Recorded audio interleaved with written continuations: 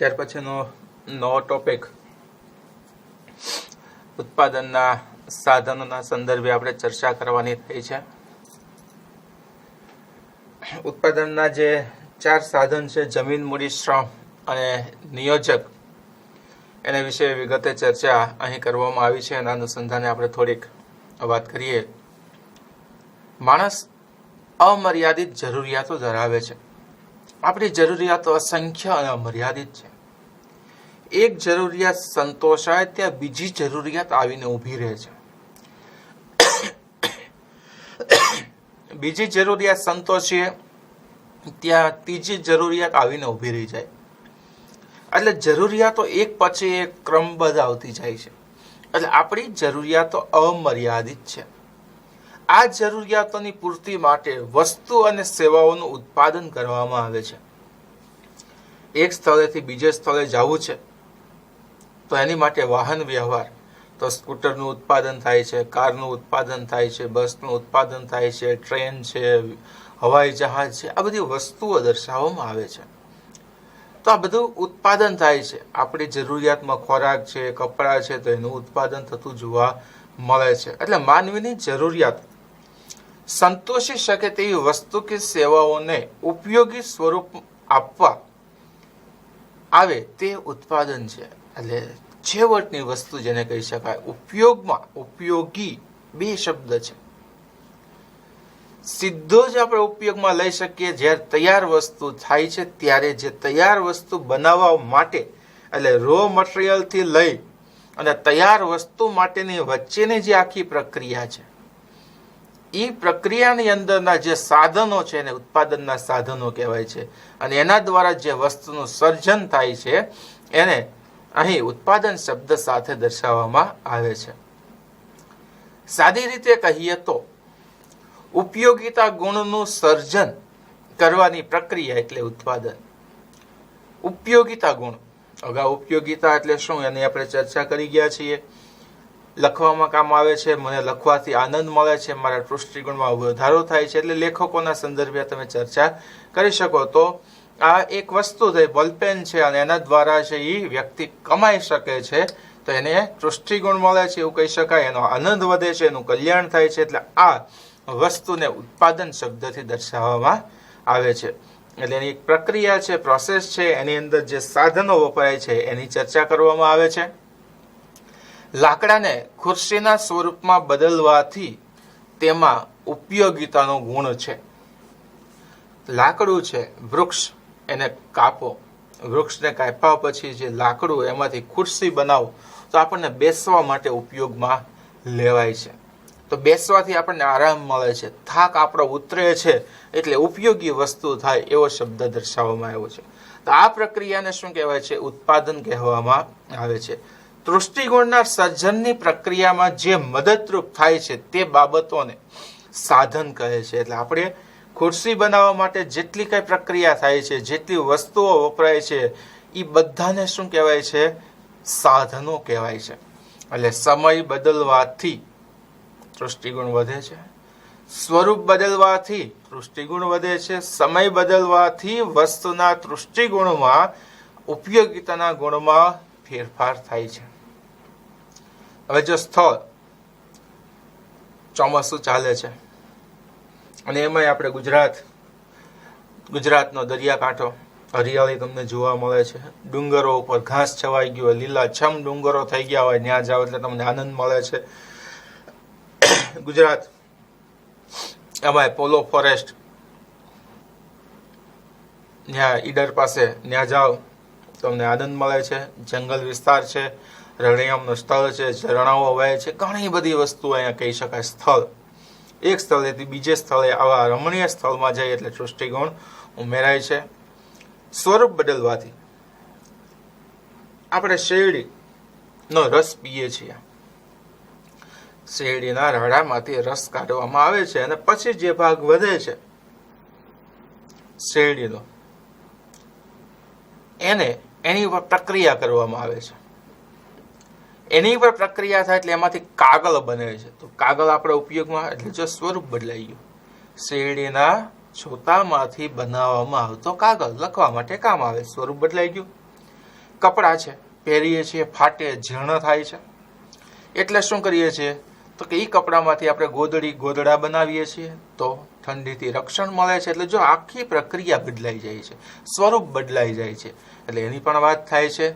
સમય બદલવાથી આજે સમય છે, કાલનો સમય છે, પછીનો સમય છે, 10 વર્ષ પછીનો સમય છે, વ્યવહાર ફરી જાય છે, રહેણી કહેણી ફરી જાય છે, પરિસ્થિતિમાં ફેરફાર થાય છે. એટલે આ બધી વસ્તુઓ જ્યાં ફેરફાર થાય ત્યાં અહીં ઉત્પાદનના જુદા જુદા સાધનની પ્રક્રિયા દર્શાવવામાં આવે છે. તે પ્રક્રિયા ઉત્પાદનની પ્રક્રિયા છે. આ પ્રક્રિયામાં મદદ કરનારની બાબતો ઉત્પાદનના સાધનો છે. એટલે બનાવવા માટે જેટલી વસ્તુનો ઉપયોગ થાય છે એને ઉત્પાદનના સાધન સાથે શબ્દ દર્શાવવામાં આવે છે.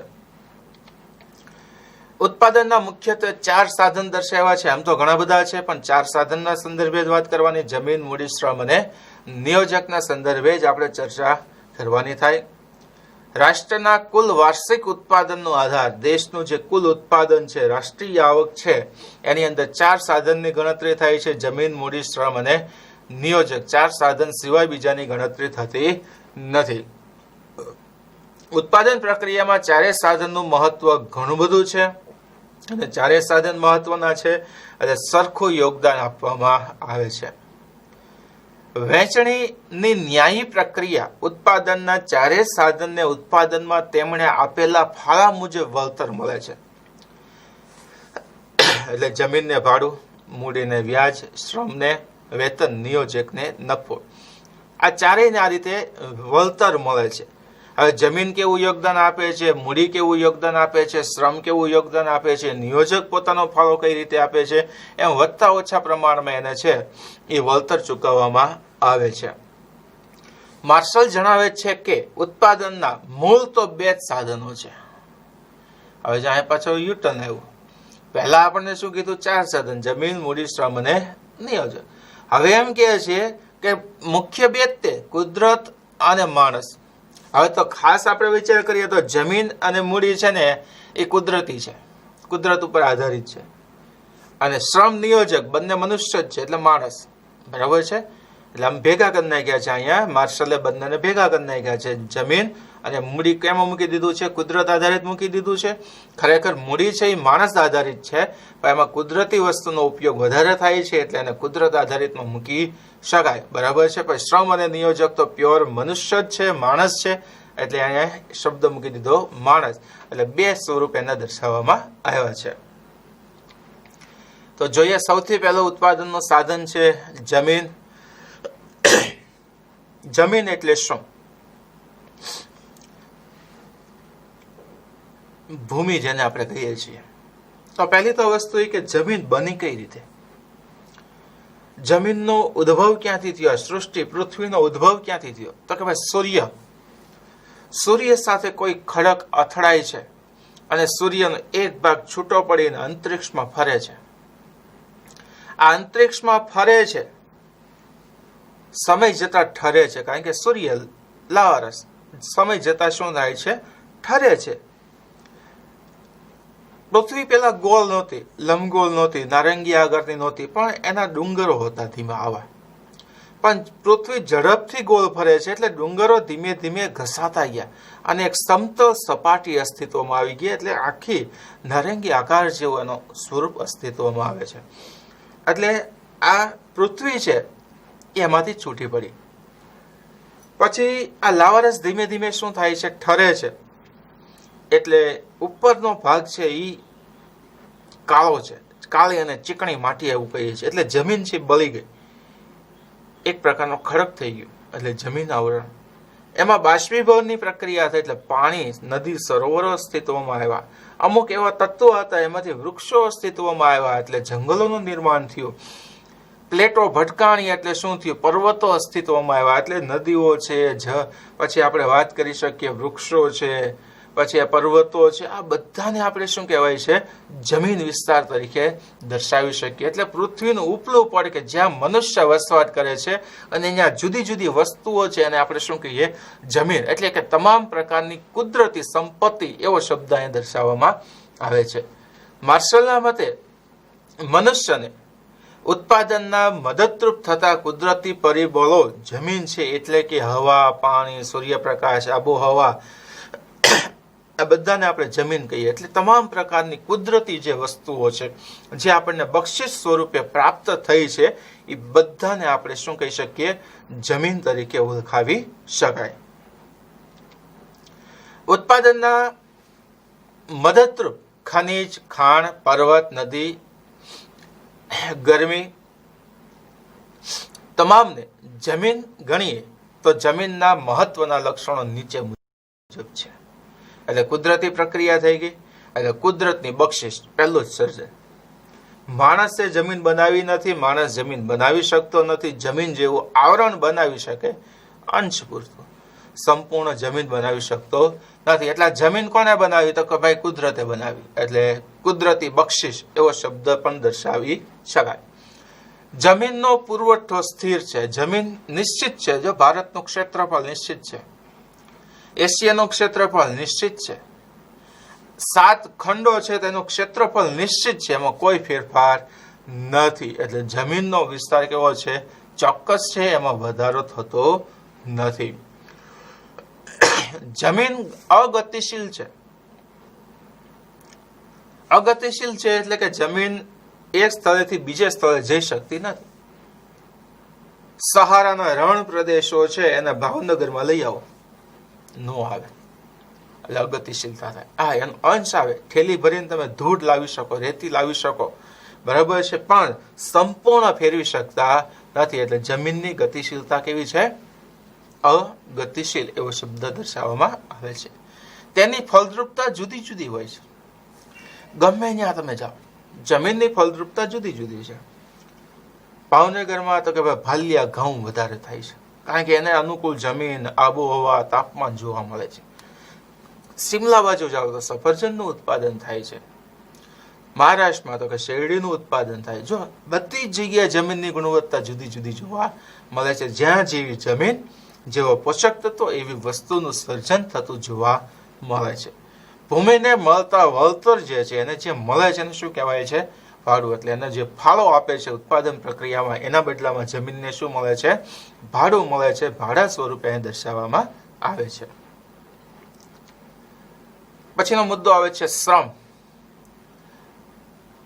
અન્ય વ્યક્તિની દેખરેખ હેઠળ, અન્ય વ્યક્તિની દેખરેખ. જો અહીંયા સ્કૂલમાં પ્રિન્સિપાલ, એની દેખરેખ નીચે બીજા શિક્ષકો, બરાબર છે. એટલે દેખરેખ નીચે, અન્ય વ્યક્તિની દેખરેખ નીચે, એવો એક સમજણ માટે શબ્દ મૂકીએ છીએ. વળતરની અપેક્ષા સાથે, એટલે શિક્ષકો વળતર માટે છે, ભણાવે છે, સ્કૂલમાં આવે છે, એટલે વળતરની અપેક્ષા સાથે થતું માનસિક, એટલે અમે માનસિક કાર્ય કરીએ છીએ, પણ મજૂરો છે, કડિયા કામ છે, દાળિયા છે, એ શારીરિક શ્રમ કરે છે, તેને શ્રમ તરીકે ઓળખવામાં આવે છે. એટલે અહીંયા તમામ પ્રકારના વ્યક્તિની વાત કરી શકાય. એક નાના શ્રમિકથી લઈ અને એક ઉદ્યોગપતિ, દેશના ટોચના ધનિક સુધીની વાત કરીએ તો બધા જ ઉત્પાદન પ્રક્રિયામાં રોકાયેલા છે અને એને શ્રમ તરીકે ઓળખાવી શકાય. ઘણા અર્થશાસ્ત્રીઓ માને છે કે ઉત્પાદનના જે 2 જ મૂળભૂત સાધનો છે, કુદરતી પરિબળો એટલે કે જમીન અને માનવી કે એટલે કે શ્રમ, આ 2 સિવાય બીજા કોઈ છે નહીં. ઉત્પાદનના અગત્યના સાધન તરીકે શ્રમના લક્ષણો આપણે અહીંયા જોવાના થાય.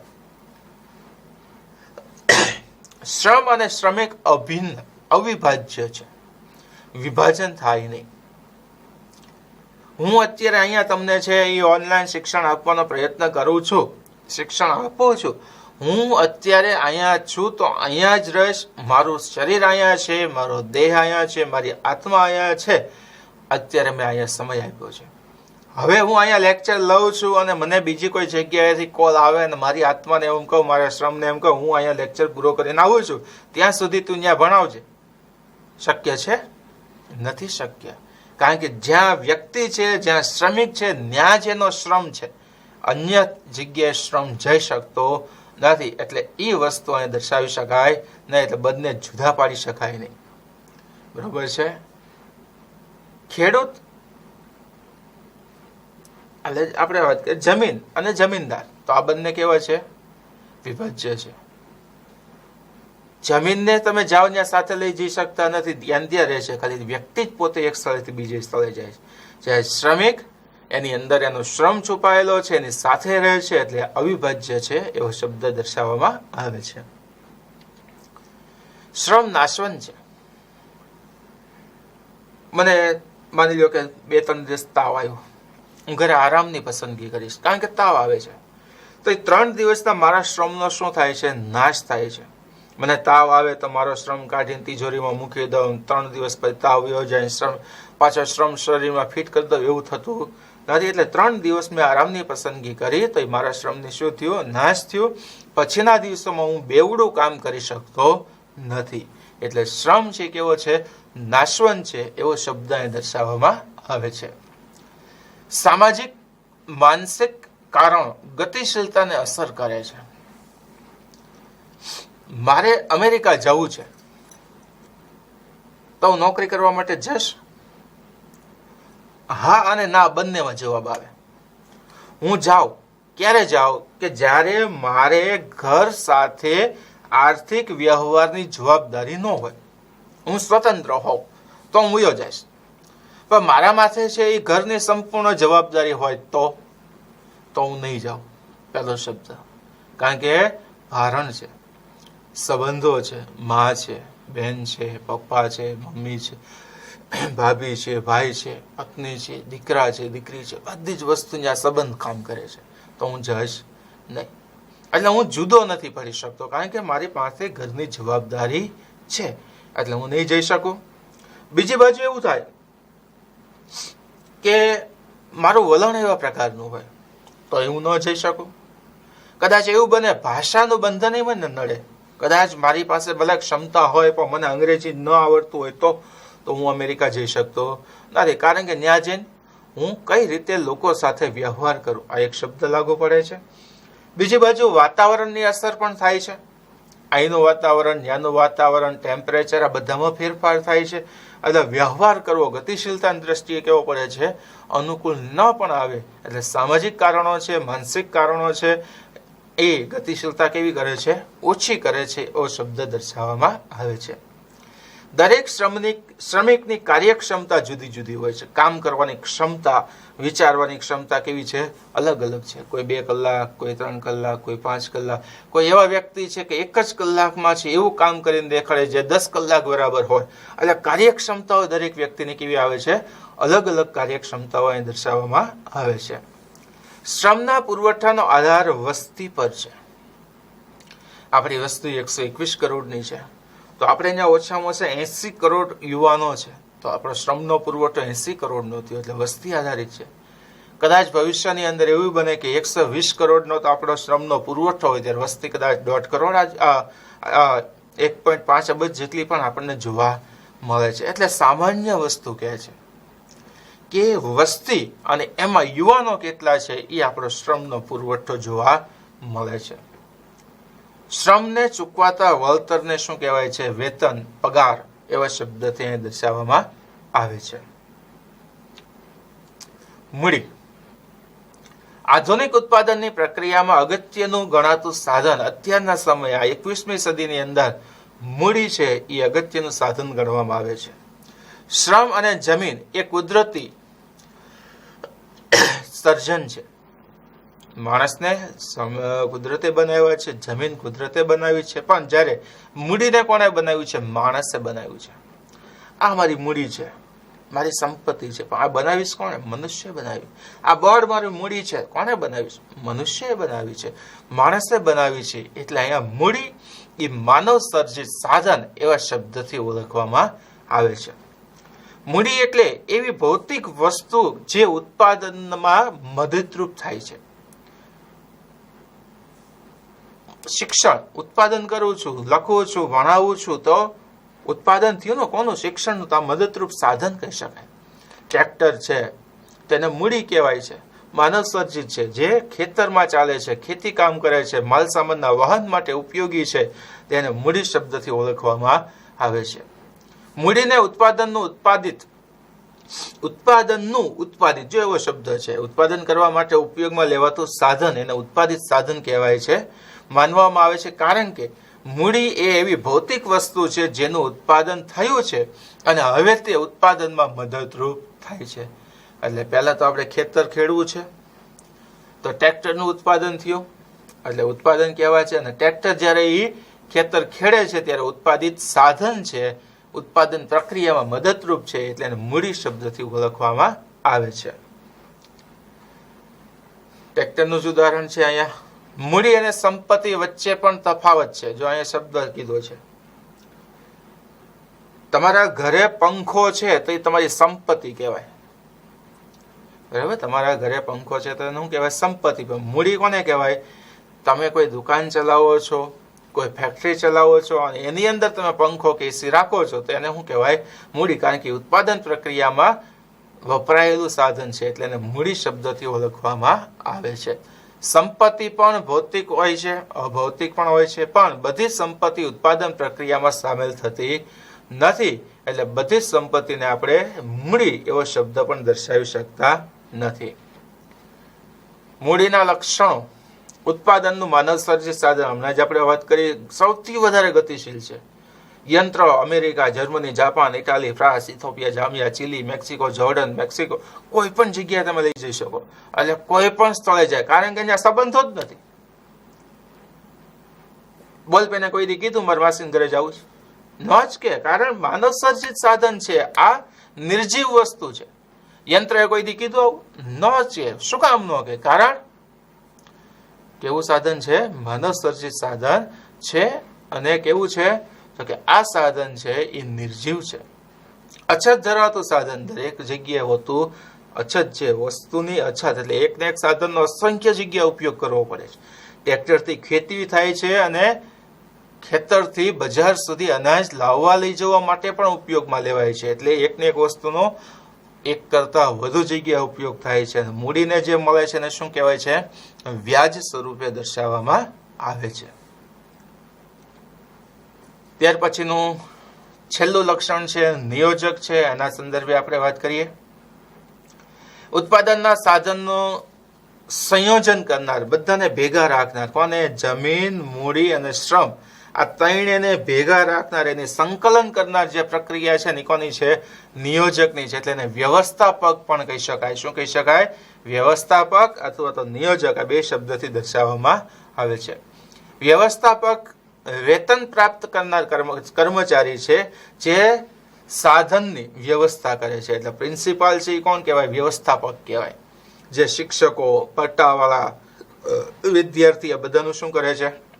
સંકલન, સ્કૂલની દેખરેખ, સ્કૂલનું ધ્યાન રાખે છે. એટલે એને શું કહેવાય છે? સંકલન કરનાર વ્યક્તિ. એને વ્યવસ્થાપક શબ્દથી ઓળખવામાં આવે છે. નિયોજક સ્વતંત્રપણે જોખમ ઉઠાવે છે. રતન ટાટા છે, બિલ ગેટ્સ છે, અનિલ અંબાણી છે, મુકેશ અંબાણી છે, આદિત્ય બિરલા છે, એ બધા સ્વતંત્ર છે, પોતે જોખમ ઉપાડે છે. એટલે એ લોકો નિયોજક છે.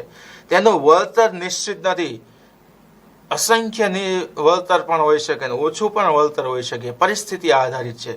એટલે જમીન, મૂડી, શ્રમના સંયોજન દ્વારા ઉત્પાદન પ્રક્રિયા યોજીને તે આવક મેળવવાનો પ્રયત્ન કરે છે. એટલે બધાનું સંકલન કરે છે. કોણ કોણ?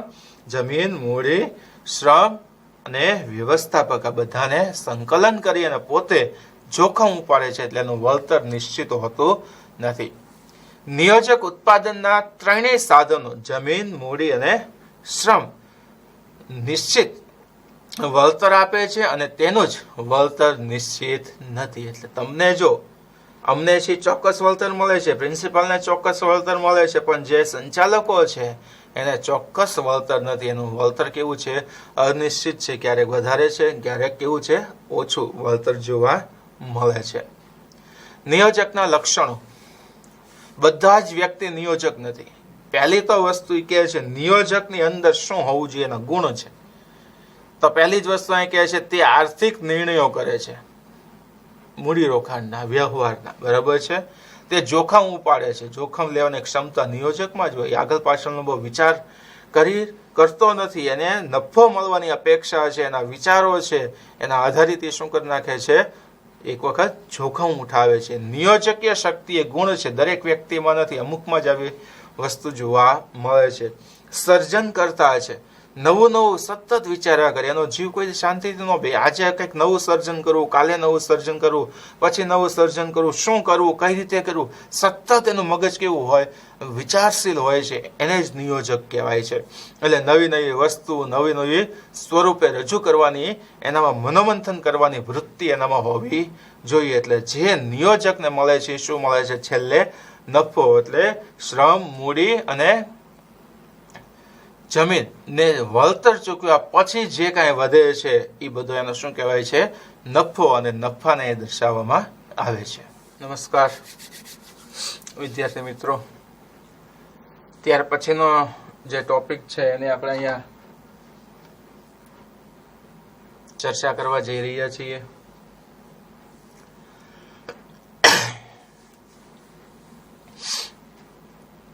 વ્યાપાર ચક્ર નો ટોપિક છે. તેજી મંદી આધારિત જે શબ્દ છે એને અહીંયા થોડીક ચર્ચા કરવાની થાય છે. વ્યાપાર ચક્ર જે તેજી મંદીના વમળો આધારિત અસ્તિત્વમાં આવે છે, એની ગતિ જે ચક્રાકાર હોય છે, કેવા સ્વરૂપની હોય છે, એને માટે કયા કયા પરિબળો કામ કરે છે, એની અહીંયા આપણને સમજણ આપવાનો પ્રયત્ન કર્યો છે. માનવ જીવનની જેમ અર્થશાસ્ત્રમાં પણ ચક્રાકાર, ગોળ, ચક્રાકાર એટલે શું થાય? ગોળ પરિવર્તનો આવ્યા કરે છે. અવારનવાર આ પ્રક્રિયા આવ્યા કરે છે. તેજી મંદી, તેજી મંદી, તેજી મંદી કેના કારણે આવે છે, કઈ રીતે આવે છે, અને ચક્રાકાર એટલે ગોળ ફરે છે એવો શબ્દ અહીંયા કહે છે. અર્થતંત્રમાં, અર્થતંત્ર એટલે કોઈ પણ દેશ આવતી અસમતુલાઓ, ઉથલ પાથલો, તેજી મંદી, પરિવર્તનો નીચે પ્રમાણે 4 પ્રકારે દર્શાવી શકાય. આ 4 પરિવર્તનો આવે તો જ અર્થતંત્રમાં ફેરફાર થાય, બાકી ફેરફાર થઈ શકતો નથી. એટલે અવારનવાર જે ફેરફારની પ્રક્રિયા છે, બદલાવાની જે પ્રક્રિયા છે, તેજી મંદી આવવાની જે પ્રક્રિયા છે, એનો મુખ્ય આધાર કોની ઉપર છે? આ 4 પરિબળો. કયા? આકસ્મિક, મોસમી, દીર્ઘકાલીન અને ચક્રવત. આ 4 પ્રકારના આર્થિક પરિવર્તનો આપણને અહીં દર્શાવવામાં આવ્યા છે. તો આ 4 પ્રકારના જે પરિવર્તનો છે એની આપણે ચર્ચા કરીએ. એમાં સૌથી પહેલા આપણને કહે છે આકસ્મિક આર્થિક પરિવર્તન. આકસ્મિક, અણધાર્યા આવે, જેની આપણે માહિતી જ ન હોય. બરાબર છે? હમણાં જ આપણે વાત કરીએ, પિંક સિટી જયપુર, પૂર આવ્યું, 1 માળ સુધી પડ્યો, ધૂળ જામી ગઈ, તો એવું થયું, આકસ્મિક થઈ ગયું. તો એ આર્થિક પરિવર્તન છે. એ ધૂળ કાઢતા મહિનો, 2 મહિના, 5 મહિના જેટલો સમય લાગશે સમતલ સ્થિતિ કરવા માટે. તો એ પરિસ્થિતિ અહીંયા દર્શાવવામાં આવે છે. આ આકસ્મિક છે, એ અર્થતંત્રને શું કરે છે? અસર કરે છે. અણધારી પરિસ્થિતિ છે. એક સામટો વરસાદ આવવો, વાવાઝોડું આવવું, તો આ બધી વસ્તુ શું છે? તો આ બધી વસ્તુ આકસ્મિક છે, જે ઉથલ પાથલ છે, લાંબા ગાળાની અસરો સર્જે છે. એટલે એ વસ્તુની અસર જ્યાં સુધી રહે છે ત્યાં સુધી ધંધા, રોજગાર ઓછા હોય, નહિવત હોય, બંધ હોય, કોઈ પણ વસ્તુ આપણે દર્શાવી શકાય છે. આકસ્મિક પરિવર્તનો ઘણીવાર અર્થતંત્રના કોઈ એક ભાગ કે પ્રદેશ પૂરતા પણ મર્યાદિત હોઈ શકે. બરાબર? ભાગ કે પ્રદેશ પૂરતા, સમગ્ર દેશમાં હોય એવું નથી. તો હમણાં જ મેં વાત કરી તો એક ભાગ, રાજસ્થાનનો જ એક ભાગ, એક સિટી પૂરતો મર્યાદિત હતો. આ સિવાય તો કે ભાઈ અણધારી પરિસ્થિતિ, રોગચાળો અત્યારે તમને જોવા મળે છે, કોરોના, તો વિશ્વ માટે છે, ઉથલ પાથલનો એક ભાગ જ આપણે ગણી શકાય. કારણ કે આ પરિસ્થિતિ આકસ્મિક આવી છે, કોઈ પહેલેથી આવેલી પરિસ્થિતિ નથી. નવો રોગ છે, નવા એના લક્ષણો છે, સમગ્ર વિશ્વ ઉપર એની અસર થઈ છે. એટલે બધી જ જગ્યાએ અર્થતંત્ર ઉપર, સમગ્ર દેશના અર્થતંત્ર ઉપર એની અસર થતી જોવા મળે છે. આ સિવાય ખેતી છે, ઉદ્યોગ છે, એની અંદર પણ આની અસરો આપણને જોવા મળી રહે છે. એટલે આ આકસ્મિક પરિવર્તનોની પ્રક્રિયા છે, વાવાઝોડું છે, વરસાદ છે, પૂર છે, દુષ્કાળ છે, અતિવૃષ્ટિ, અનાવૃષ્ટિ, દુષ્કાળની અંદર આવે, એના આધારે આ પ્રક્રિયા આખી દર્શાવવામાં આવે છે. મોસમી આર્થિક પરિવર્તન, શિયાળો, ઉનાળો, ચોમાસું, ઋતુમાં જ્યારે ફેરફાર થાય ત્યારે બજારમાં વેચાતી વસ્તુમાં ફેરફાર થાય છે.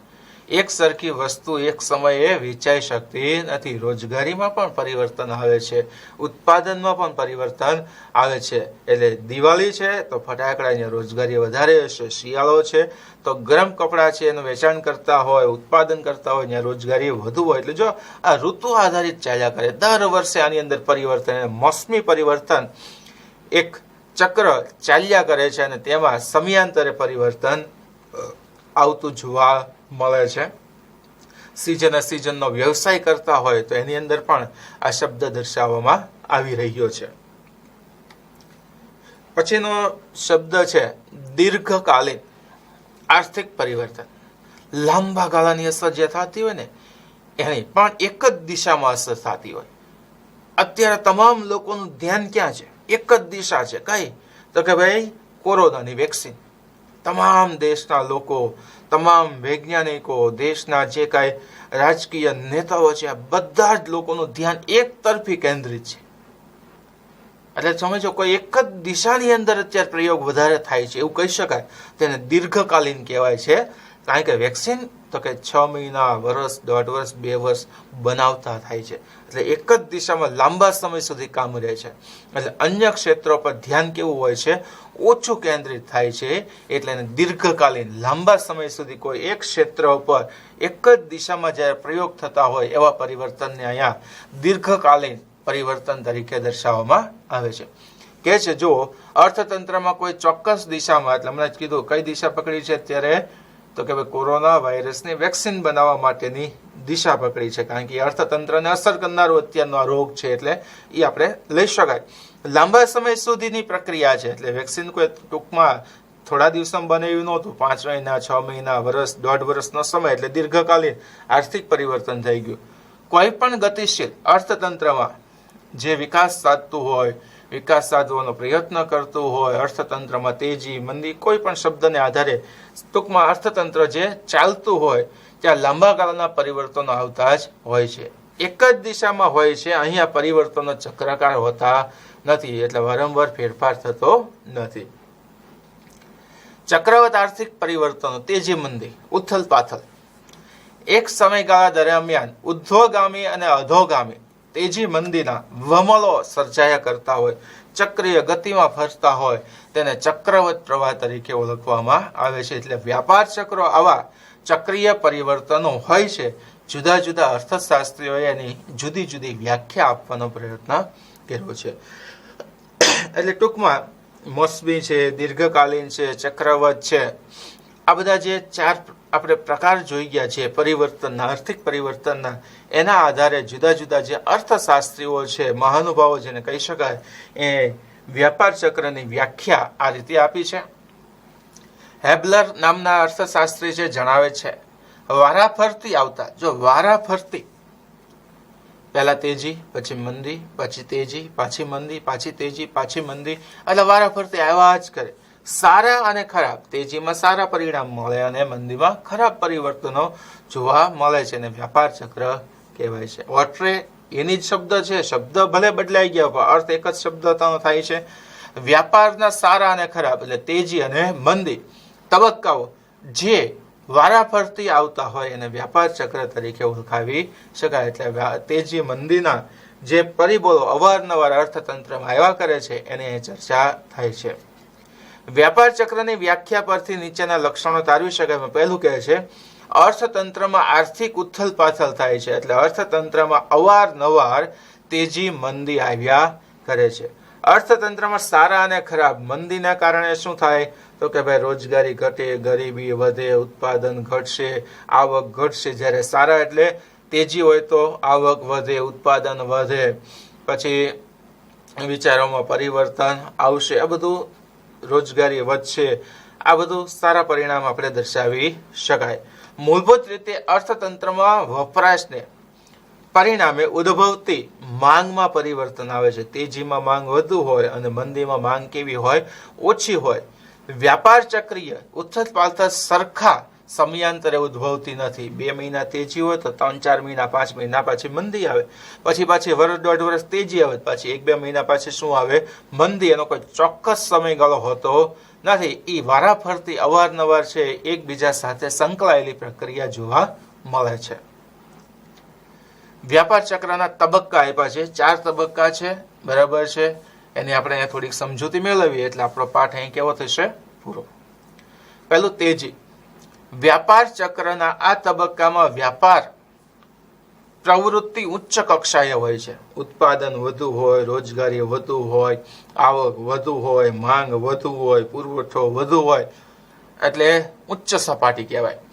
અર્થતંત્રમાં નફાકારકતા, નિયોજકને નફો પણ વધારે મળતો હોય છે, મૂડીરોકાણ પણ નવું થતું હોય છે, નવા વિચારો ઉદ્ભવતા હોય, નવી રોજગારીનું સર્જન થતું હોય, તેને શું કહેવાય? તેજી શબ્દથી ઓળખવામાં આવે છે. પછી તેજી પછી શું? ઓટ. નફાની અપેક્ષાએ મૂડીરોકાણ વધતા જાય છે, એટલે બધાને નફો લેવો છે, બધાને ધનિક થવું છે, ઉદ્યોગપતિ થવું છે, તેજી છે, સારા પરિણામો મળે છે, માંગ વધારે છે, એટલે મૂડીરોકાણ વધતું જાય છે. સાધનની માંગ વધતા તેની કિંમતો વધવા લાગે છે. એટલે 100 શ્રમિકો હતા, પહેલા 50ની માંગ હતી ત્યારે વેતન ઓછું હતું, પણ હવે 100 ની બદલે 120 શ્રમિકોની માંગ થઈ ગઈ. શ્રમિકો 100 જ છે, એટલે સાધન કરતા માંગ વધી ગઈ, એટલે શ્રમિકનું વેતન કેવું થયું? વધ્યું. નફો ઘટ્યો. જો મંદી તરફ આવી, નફો ઘટ્યો, કારણ કે સાધનની માંગ કેવી થાય? વધી. તેના ઉત્પાદન ખર્ચમાં વધારો થતા ઉત્પાદન ખર્ચમાં વધી જ ગયું, કારણ કે જો શ્રમિકનું વેતન વધ્યું, કાચા માલની કિંમતો વધશે, વાહન વ્યવહાર ખર્ચ વધશે, એટલે નફો ઘટશે. એટલે જો મંદી તરફ આવ્યા. બીજી બાજુ લોકોનો વપરાશ ઘટતા દરે વધતા અર્થતંત્રમાં નરમાશ જોવા મળે છે. વપરાશ ઘટતા દરે વધતા. વપરાશ વધારે તો છે જ, પણ ઓલો 40 એકમ, 50 એકમ, 60 એકમ નહીં, 1, 2, 5, 7 એવી રીતના ધીમે વધારે છે. એટલે અર્થતંત્રમાં બહુ ઝડપથી માંગ વધતી નથી, પણ કેવી છે? ધીમી માંગ થઈ ગઈ. એટલે નરમાશ એવો શબ્દ દર્શાવવામાં આવે છે. એટલે માંગ કેવી પડે છે? ધીમી પડે છે. કારણ કે વસ્તુઓ કેવી થાય છે? મોંઘી થાય છે. વસ્તુ મોંઘી થાય એટલે માંગ ઘટે. માંગનો નિયમ. વપરાશમાં ઘટાડો થાય અને નવા મૂડીરોકાણને પછી આકર્ષણ રહેતું નથી, કારણ કે માંગ ઘટી જાય એટલે કોઈ નવી વસ્તુનું સર્જન, નવું મૂડીરોકાણ થાય નહીં, કારણ કે નફો કેવો થઈ જાય છે? ઘટે છે. એટલે તેજીમાંથી ધીમે ઓટ તરફ અવાય છે, અને ઓટ તરફ આવ્યા એટલે શું થાય છે? મંદી તરફના વમળો જોવા મળે છે. એટલે ઓટ પછીનો મુદ્દો કયો આવે છે? મંદી. માંગમાં ઘટાડો પુરવઠાની છત ઊભી કરે છે. માંગ ઘટી જાય છે, પણ ઉત્પાદન હતું એટલે પુરવઠો વધારે છે, માંગ કેવો છે? ઓછી. એટલે માંગ ઓછી એટલે અછત, પુરવઠો વધુ એટલે છત. કિંમત ઘટવાનું વલણ ધરાવે છે, એટલે પુરવઠો ખાલી કરવા માટે કંપનીએ શું કરવું પડે? કિંમત ઘટાડવી પડે. કિંમત ઘટાડે એટલે નફો ઘટે. નફો ઘટતા મૂડીરોકાણ, રોજગારી બંને ઘટશે. બંનેમાં ઘટાડો થાય એટલે અર્થતંત્રમાં ભાવ ઘટવાની આશાએ માંગ કેવી થાય છે? અટકી જાય છે. લોકો 2 મહિના 3 મહિના માંગ કરશે જ નહીં, કારણ કે એવું વિચારે કે હવે માંગ શું કામ નથી કરવી? કારણ કે ભાવ ઘટવાના છે. એટલે ભાવ ઘટે ત્યાં સુધી વાટ જોઈને બેઠે છે. એટલે માંગ કેવી થઈ ગઈ? અટકી ગઈ. આ સ્થિતિ મંદી છે. અહીં લોકો પાસે ખરીદ શક્તિ હોવા છતાં, પૈસા હોવા છતાં ખરીદી કરતા નથી. અત્યારે એવું જ છે. ક્યારે લોકડાઉન આવે નક્કી નથી થવાનું હવે, પણ નક્કી નથી, પણ છતાં લોકો છે ખર્ચ કેવો કરે છે? ઓછો કરે છે. કારણ કે આ પરિસ્થિતિ ક્યાં કઈ રીતે જઈને અટકશે અત્યારે એ કોઈને ખ્યાલ નથી. એટલે અર્થતંત્રમાં મંદીનો માહોલ અત્યારે જોવા મળે છે. માંગનો અભાવ એટલે અછત જોવા મળે છે. મૂડીરોકાણ, રોજગારીને શું થાય છે? નિરાશા. એટલે નવા રોકાણકારો, નવા ઉદ્યોગકારો નવું સર્જન કરવાનું વિચારતા નથી, એટલે હતાશ અથવા તો નિરાશ થઈને બેઠે છે. હવે મંદીમાંથી બહાર નીકળવું છે તો સુધારણા આવે. શું આવે છે? સુધારણા. અર્થતંત્રમાં વ્યાપક નિરાશામાંથી આપમેળે ખરીદી તરફી વાતાવરણ સર્જાય છે. આપમેળે કોઈ પ્રયોગ કર્યા વગર લોકો જ ખરીદી કરશે, કારણ કે અમુક સમયે જરૂરિયાત તો હોવાની જ, અને જરૂરિયાત હોય એટલે શું થાય? માંગ વધશે. માંગ વધતા નફાની આશા સર્જાય. માંગ ધીમે જેમ વધતી જાય એમ ઉત્પાદકો છે, નિયોજકો છે, એને આશા બંધાય કે હવે માંગ વધશે તો નફાની આપણી અપેક્ષા વધશે. એટલે શું કરશે તો કે ભાઈ બેકાર સાધનોને કામે લગાડશે. એટલે જે કામ વગરના હતા એને રોજગારી આપશે, એને આવક આપશે, એની આવક વધે એટલે ફરી પાછા એ માંગમાં શું કરશે, વધારો થશે. એટલે આવકમાં વધારો થતા ખર્ચમાં વધારો થાય. ખર્ચ માંગને અસરકારક બનાવી નફાનું સર્જન કરે છે. એટલે ખર્ચ લોકો કરશે આવકને, એટલે શું થાય, માંગ વધી તો ઉદ્યોગની આવક વધી, ઉદ્યોગોની આવક વધી તો નિયોજકનો નફો વધ્યો એટલે નફામાંથી નવું સર્જન, સુધારણા તરફ ગતિ થાય છે. આમાં અર્થતંત્રમાં આવતા ચક્રાવાત પરિવર્તનો છે અવારનવાર આવે છે. તેજી, પછી ઓટ, પછી મંદી અને પછી સુધારણા. 4 પરિસ્થિતિ અવારનવાર આવે: તેજી, ઓટ, મંદી અને સુધારણા.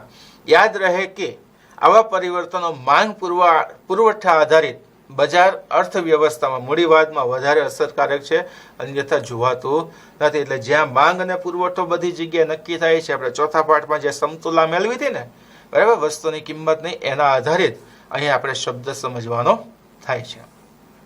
તો વિદ્યાર્થી મિત્રો, અહીંયા આપણે 11મા ધોરણનો પાઠ 2, એટલે આમ કુલ આપણે 3 પાઠ પૂરા કર્યા, બીજો, ત્રીજો અને ચોથો. હવે પછી જ્યારે આપણે મળશું ત્યારે પાઠ નંબર 4 ની આપણે ચર્ચા, પાઠ નંબર 4 તરીકે, એટલે કે પહેલો પાઠ છે એની આપણે ચર્ચા